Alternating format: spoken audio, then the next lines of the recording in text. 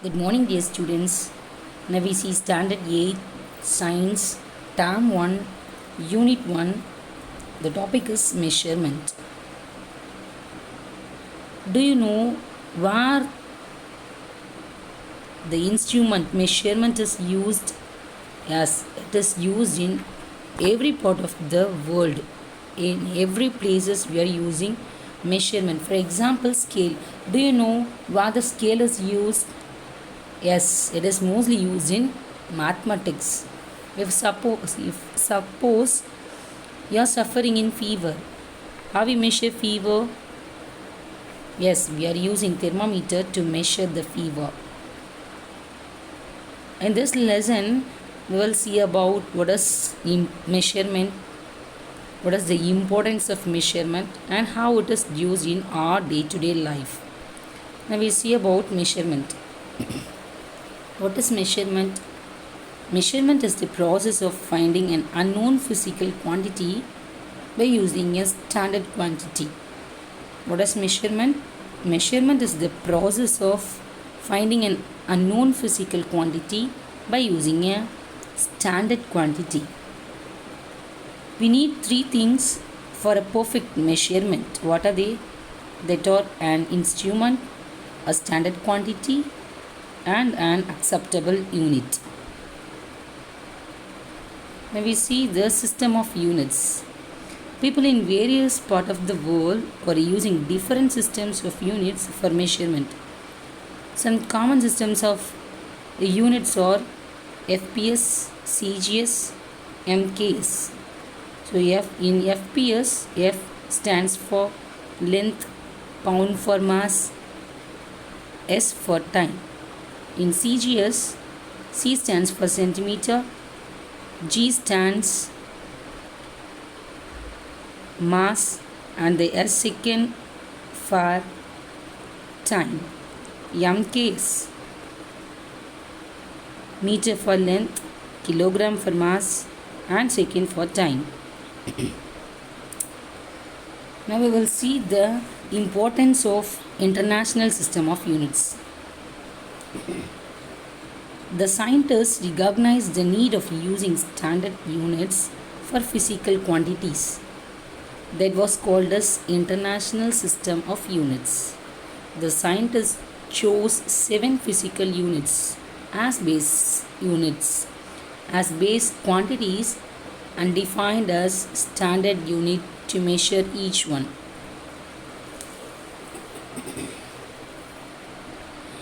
Length, time, temperature, electric current, amount of substance, luminous intensity are the base units. Unit for length is meter, kilogram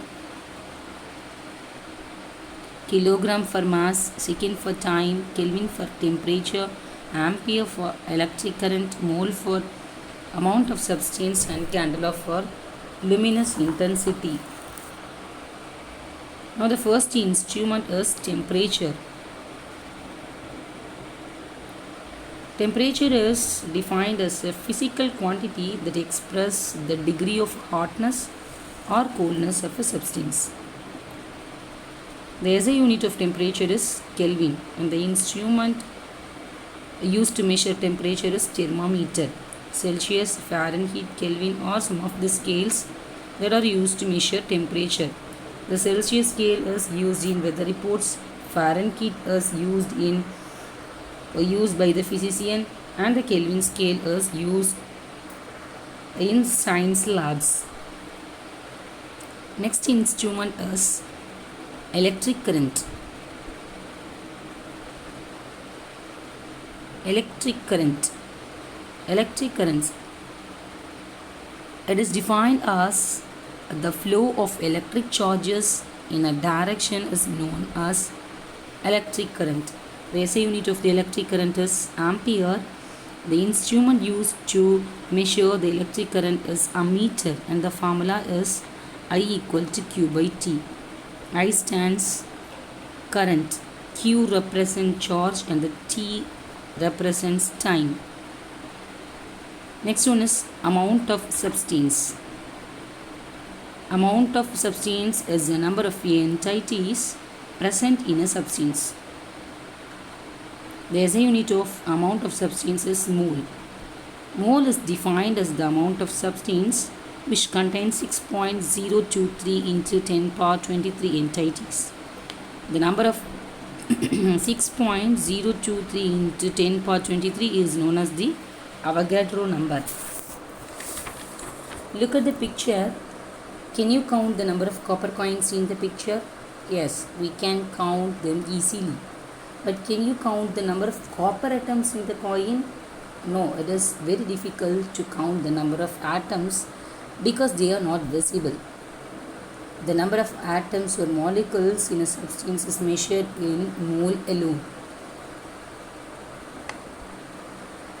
Next one is the luminous intensity. Luminous intensity is the measure of the power of the emitted light by the light sources in a particular direction per unit solid angle is called as luminous intensity. The SI unit of luminous intensity is candela, and the instrument used to measure the luminous intensity is photometer. Now we see the difference between plane angle and solid angle.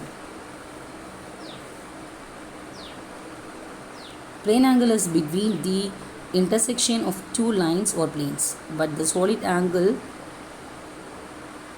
the angle between the intersection of three or more planes at a common point. Plane angle is two-dimensional, but the solid angle is three-dimensional. In plane angle, the unit is radian, but in solid angle, the unit is steradian. Next topic is clock. Clocks are used to measure time intervals. Based on the display, the clocks are classified into two types. One is analog clock and the other one is digital clock. Analog clock. It looks like classic clock. It has three hands it used to show the time. The hands are hour's hand, minute hand and second hand. Hour's hand is short and thick. It shows hour. Minute hand is long and thin. It shows minute. Second hand is long and very thin. It shows second. Next one is digital clock. Digital clock displays the time directly. It shows the time in numerals or other symbols. It may have 12 hours or 24 hours display. Based on the working mechanism, the clocks are classified into two types. One is quartz clock, another one is the atomic clock. First one is the quartz clock. These clocks are activated by electronic oscillations, which are controlled by a quartz crystal. These clocks have an accuracy of 1 second in every 10 power 9 seconds.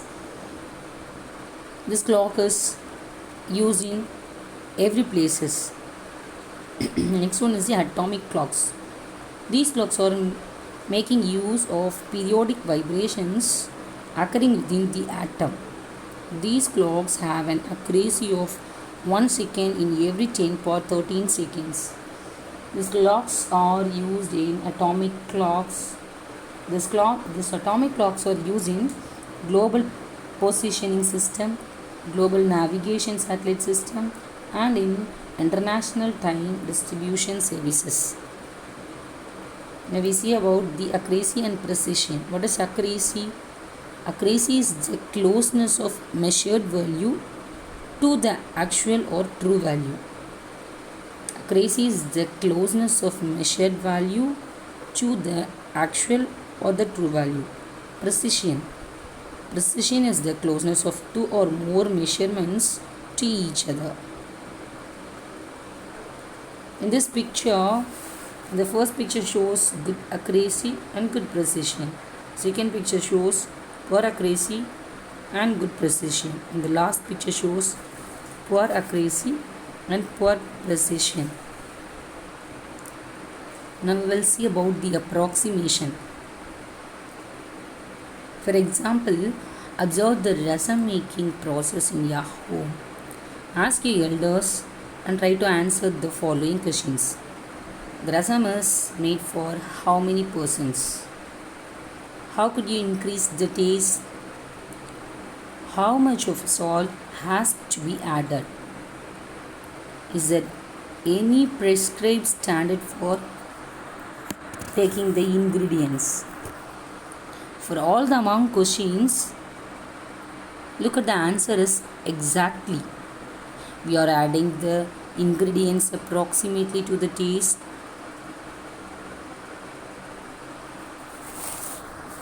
And non-accurately. You are not measuring a salt and the tamarind also before making the rasam. So we are not following any standard values for preparing a dish. We are only following an approximation method for choosing ingredients. Now we'll see the definition of approximation.